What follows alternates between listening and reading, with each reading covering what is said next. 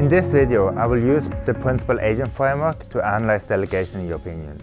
My aim is to explain delegation to the Commission, the main supranational actor in the Union. The EU is an international organization. It is formally created and reformed through a series of intergovernmental conferences. In order for such conferences to result in a treaty, all governments have to agree to the text. So the decision rule is unanimity. Unanimous decision rules result in a lowest common denominator. Only what all parties can agree to is included in the treaty. However, as some aspect may be more important to some government and other aspects to others, it may be possible to agree on a package deal in which all governments gain something.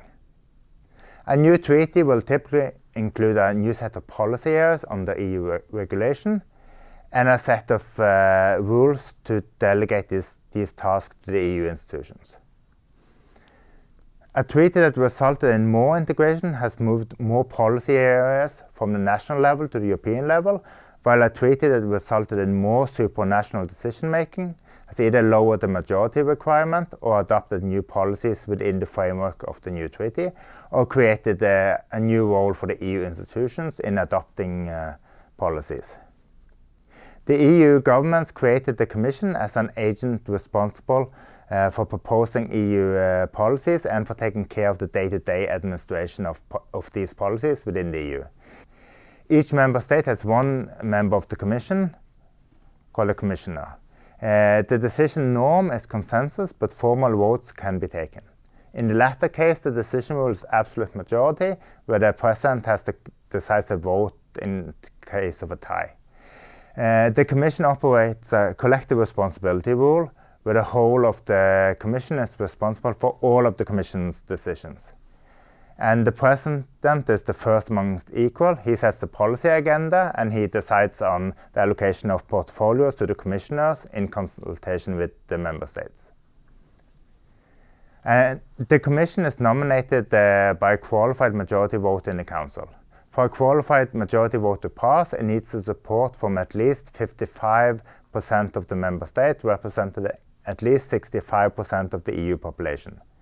When appointing the new Commission, which happens in the aftermath of the European Parliament election, the Council needs to take the result of these elections into account. In the treaty, the governments have given the European Parliament the task of controlling the Commission. The Parliament is consulted on the composition of the Commission and must approve the Commission as a whole before it can take office. So the committee in the Parliament, they organize individual hearings for their Commissioner nominee. If the committee finds that the Commissioner nominee is unfit for the role, either due to lack of competence, moral standard, adherence to European values, or something else, the Parliament will encourage the Commission President to nominate another candidate or face the risk of not having the Commission as a whole approved. And the Parliament has interpreted the requirement to take European Parliament election into account to mean that the Commission President has to be the candidate proposed by the largest political group in the newly elected Parliament, and threaten to not approve the Commission unless this is the case. Once the Commission is in place, the Commissioners has to give evidence to the European Parliament Committee and appear in European Parliament question time. Just like ministers have to appear in front of national parliamentary committees and answer questions in parliamentary question times when called upon in their own capitals. However, there's no individual level responsibility in the Commission. The Parliament only has the power vis-à-vis the Commission as a whole.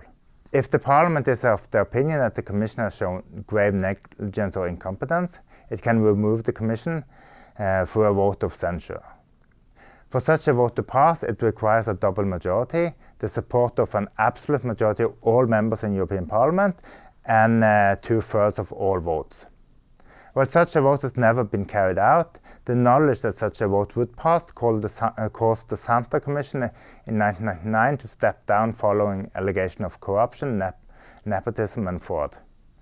So to sum up, the treaties of the European Union are agreed upon by the governments in intergovernmental conferences. At these events, decisions on the whole text are taken by unanimity. All governments have to decide in order for it to be a treaty. The task of implementing the policies agreed upon by the government is delegated to the Commission. The Commission is nominated by a qualified majority vote in the Council and approved as a whole by the Parliament. The Parliament is given the task to control the Commission. For this purpose, it has introduced a series of arrangements to check who gets to become the Commissioner, to monitor how they work, and when required, to remove the Commission as a whole.